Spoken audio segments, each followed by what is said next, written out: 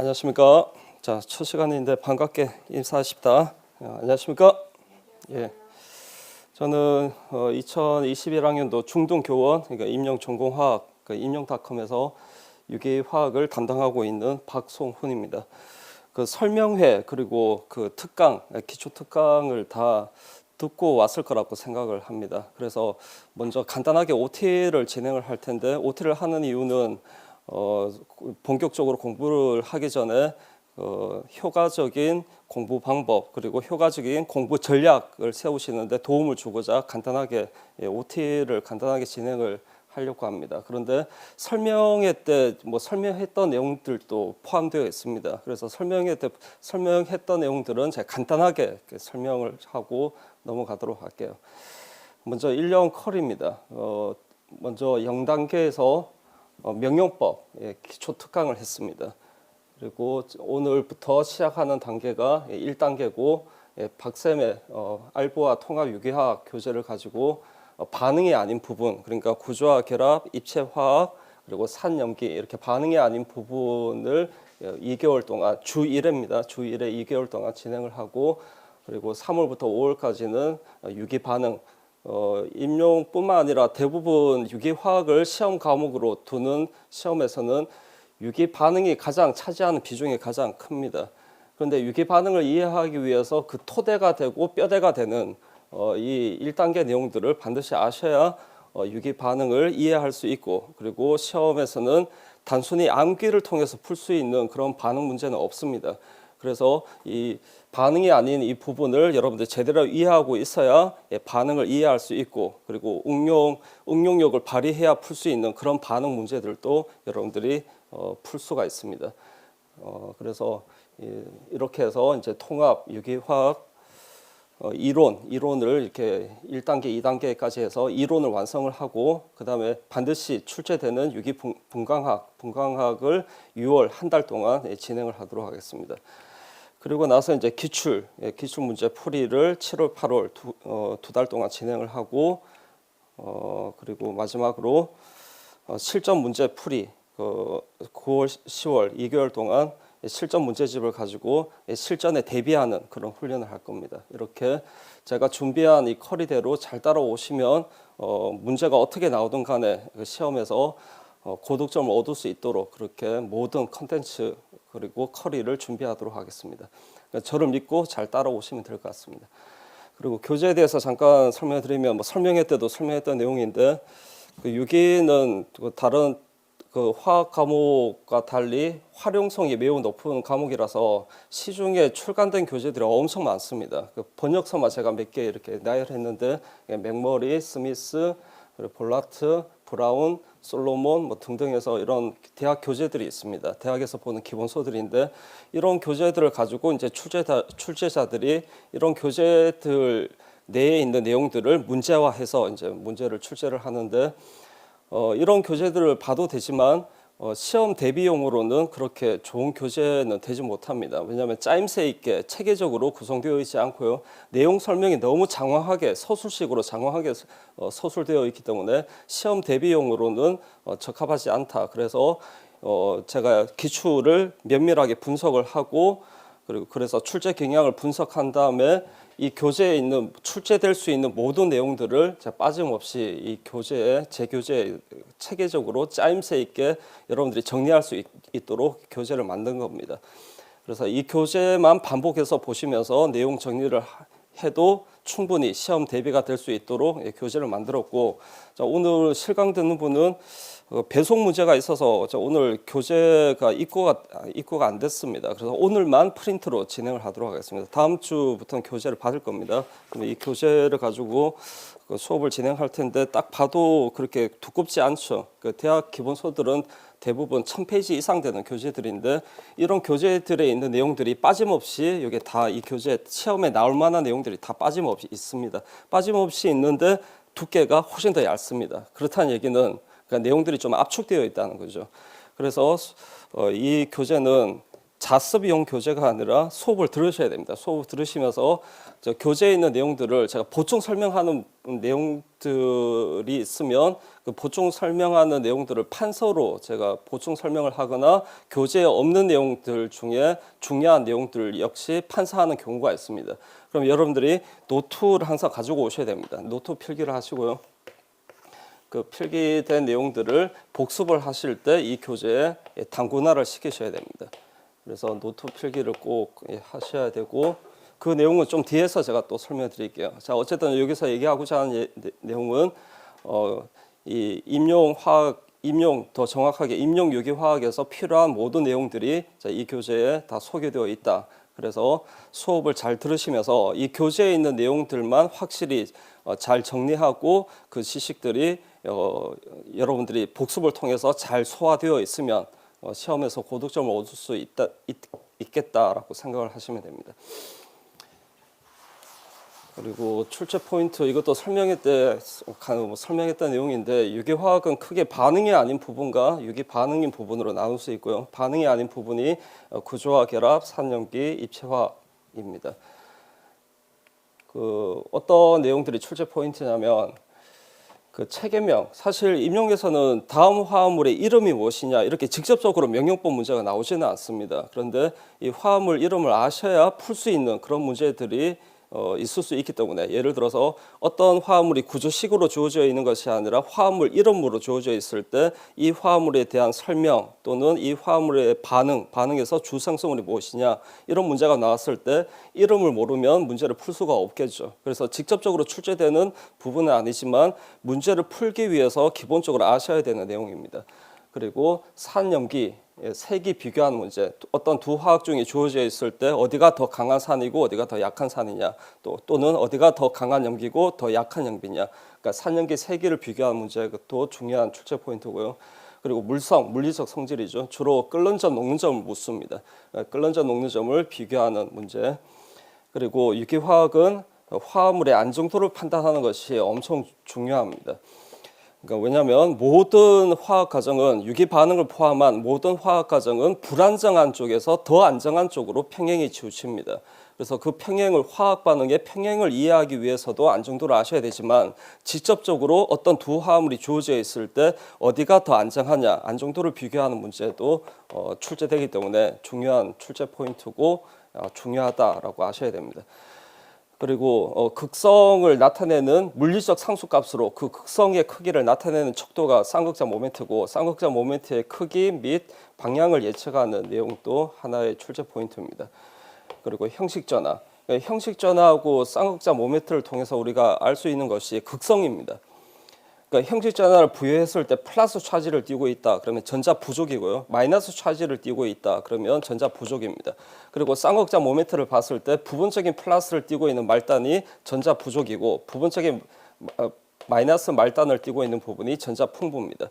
그래서 형식전화와 쌍극자 모멘트를 통해서 알 수 있는 것이 누가 전자가 부족하고 누가 전자가 풍부한지를 정성적으로 판단할 수 있기 때문에 아주 중요한 내용이고 이것을 아셔야 유기 반응을 이해할 수 있습니다. 유기 반응은 앞으로 제가 계속 얘기 드리겠지만 대부분 유기 반응이 극성 반응입니다. 극성 반응이라는 것은 전자가 부족한 화학종과 전자가 풍부한 화학종이 만났을 때 일어나는 반응이 극성 반응입니다. 그래서 극성 반응을 예측하기 위해서 이 형식전화와 쌍극자 모멘트가 중요하다. 물론 이렇게 직접적으로 형식전화가 무엇인지 쌍극자 모멘트의 크기 및 방향을 묻는 문제가 직접적으로 출제되기도 합니다.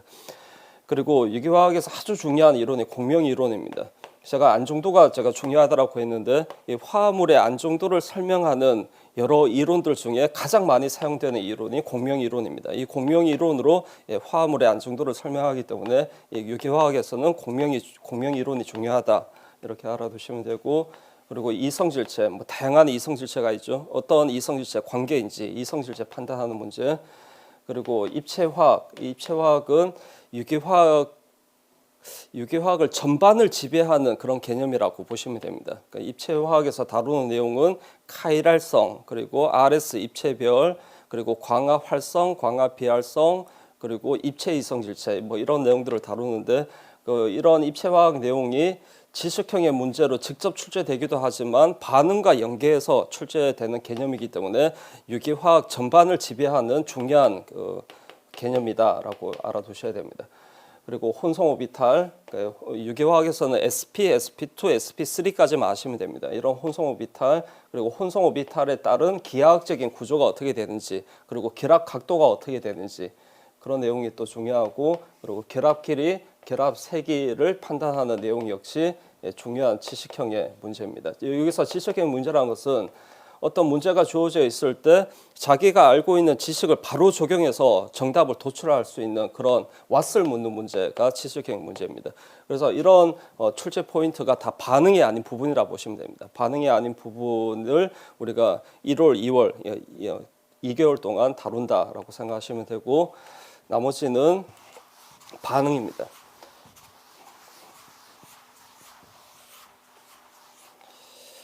자, 어떤 반응식이 주어져 있을 때 그 반응에 관한 문제를 풀려면 어떻게 또는 why, 왜를 생각하셔야 됩니다. 그래서 반응에 관한 문제는 대부분 추론형 문제라고 보시면 됩니다.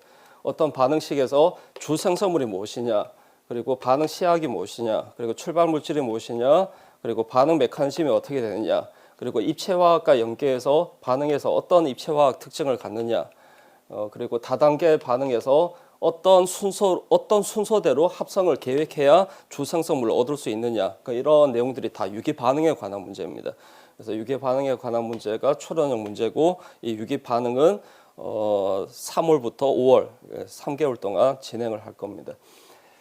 그리고 마지막으로 수업 진행 방식 및 효과적인 공부 방법을 설명을 드릴게요.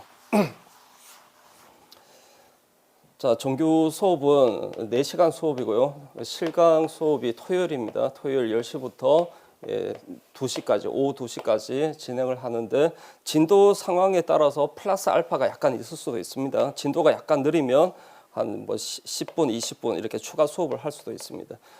그리고 어떻게 진행을 할 거냐면 70분 수업을 3번 한다라고 생각하시면 됩니다. 중간에 이제 15분 휴식 시간을 2번을 가질 겁니다. 10분에서 15분 휴식 시간 2번 가지고 70분 수업을 3번 한다, 이렇게 생각하시면 되고, 그리고 이제 수업 듣고 나서 이제 여러분들 복습을 하셔야 되는데, 항상 유기는 그렇습니다. 이론하고 문제풀이 이 두 개를 반드시 병행을 하셔야 됩니다. 그러니까 이 과정이 이론 과정이기 때문에 저는 이론에 초점을 맞춰서 수업을 진행을 하겠지만, 여러분들은 이론과 문제풀이를 같이 병행을 하셔야 되고, 그리고 이론 복습을 하실 때는 앞에서 제가 얘기를 드렸던 내용인데 단권화 작업을 하셔야 됩니다. 유기화학은 좀 휘발성이 높은 과목이기 때문에 한 번 듣는다라고 해서 그게 다 기억에 남는 게 아니죠. 그래서 배웠던 내용들을 한 교재에 단권화 작업을 해서 그 단권화된 교재를 시험 때까지 계속해서 반복해서 보시면서 내용 정리를 하셔야 됩니다. 그래서 어떻게 하시면 되냐면, 자, 교재 페이지 하나 제가 띄웠고요. 노트를 가지고 오셔야 됩니다. 그러니까 노트 필기를, 제가 PPT 수업을 하는데 PPT 그림을 이렇게 띄웠다 그러면 그 PPT에 있는 그림은 다 교재에 있는 그림입니다. 교재에 있는 그림을 다 띄울 겁니다. 그리고 그 옆에 제가 이제 판서를 할 겁니다. 판서를 하는 내용들은 교재에 있는 내용들을 보충 설명하는 부분이 될 수도 있고, 그리고 교재에 없는 내용들 중에 제가 생각하기에 여러분들 아셔야 되는 내용들을 판사하는 부분도 있습니다. 자, 그 중에 제가 교재에 없는데 여러분들이 판서해야 되는 내용은 이 내용은 교재에 없습니다. 판서를 하세요라고 얘기를 할 겁니다. 그러면 그런 내용들을 노트 필기를 하시면 됩니다. 그리고 물론 제가 필기하는 다른 내용들도 제가 필기하세요라고 얘기하는 내용이 아니더라도 판사하는 내용들은 웬만하면 노트 필기를 하십시오. 노트 필기를 한 다음에 여러분들 복습하실 때, 이론 복습하실 때 단권화 작업을 하시면 됩니다. 그 빈 공간 여백에 깔끔하게 이제 내용 정리를 해서 단권화를 하십시오. 그러니까 바로 이렇게 필기를 하시는, 교재 바로 수업을 들으시면서 바로 필기를 하시는 분이 있는데, 깔끔하게 하실 자신이 있으면 그렇게 하십시오. 근데 그렇게 대부분 못 하더라고요. 그래서 노트 필기를 대충 하시고, 필기는 대충 하시고, 복습하시면서 단권화 작업을 할 때 그때 깔끔하게 보기 쉽게 단권화 작업을 하시면 됩니다. 그리고 여백이 충분하지 않으면 그 포스트잇 같은 거 활용해서 깔끔하게 정리해서 이렇게 붙이시면 됩니다.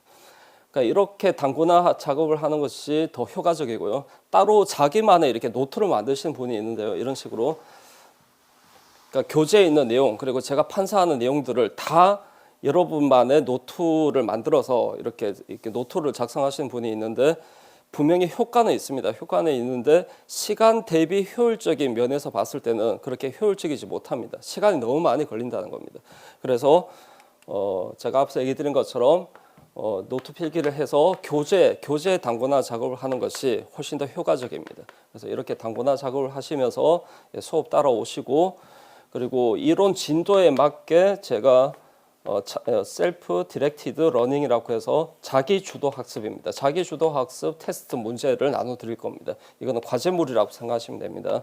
그래서 1장 진도가 나갔으면 1장에 대한 과제물을 나눠 드릴 겁니다.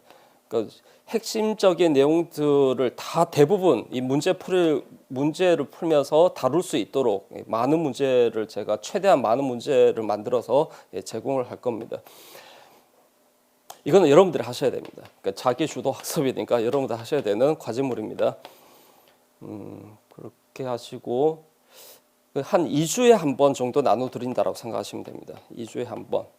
그리고 문제는 뭐 다른 과목도 그렇지만 특히 유교학은 문제 풀이를 통해서 배웠던 개념들이 이해되고 정리되는 그런 과목이라서 문제 풀이를 반드시 하셔야 됩니다. 수업 시간은 제가 다루지 않는다라고 해서 그냥 스킵하지 마시고 문제 풀이 제가 나눠드리는 문제는 제가 학생들 많지 않기 때문에 이거 반드시 검사할 겁니다. 그래서 이렇게 같이 이론하고 문제풀이를 같이 병행하면서 이렇게 복습을 하면서 수업을 따라오시면 됩니다. 그리고 이제 피드백이 있어야겠죠. 그러니까 이론 공부하고 문제풀이를 하면서 질문거리가 생기면 그러니까 제가 따로 카페를 운영하지 않습니다. 그래서 이 번호로 번호 적으십시오. 번호로 카톡을 하셔도 되고 문자로 하셔도 되고 급하시면 전화를 하셔도 되는데 제가 전화를 받을 수 있는 시간이 그렇게 많지 않습니다. 그래서 되도록이면 카톡이나 문자로 질문을 하십시오. 그러니까 이론 또는 문제를 풀면서 궁금한 점이 생겼을 때 질문하셔도 되고 그리고 상담을 하셔도 되고 뭐 다 가능합니다. 단 불가능한 거는 연애 상담 이런 건 제가 할 수 없습니다.